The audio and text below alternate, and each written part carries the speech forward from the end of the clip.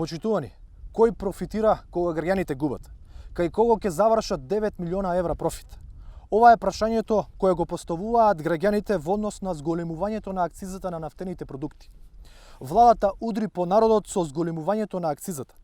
Се спроведува транспарентен грабеж од страна на владата.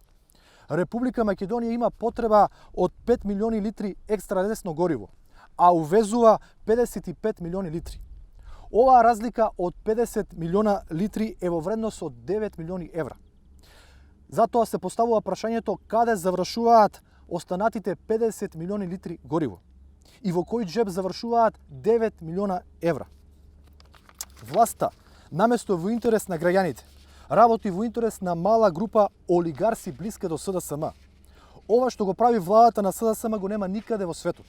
Во услови на криза удира директно по джебот на граѓаните, а товарот на ваквата мерка ќе падне на најпогодените, односно на малите и средни предпријатија.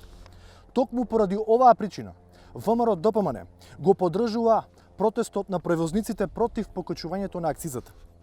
Додека во другите држави директно се исплаќаат средства на граѓаните, за да можат полесно да ја пребородат кризата.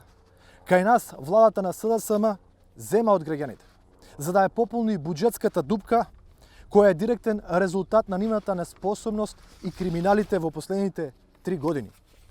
Повисоките цени на горивата ќе бидат директно резултат на погумните политики на власта и директна последица на криминалната банда на Заев. Повисоките цени на горивата може да повлечат со себе и дополнителни ценовни шокови и покачување на другите основни продукти.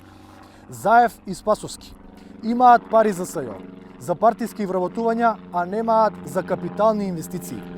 СДСМ, по кој знае кој пат, го разочара македонскиот народ и потврди дека наместо да работи за државниот, работи за партискиот интерес на малкумина.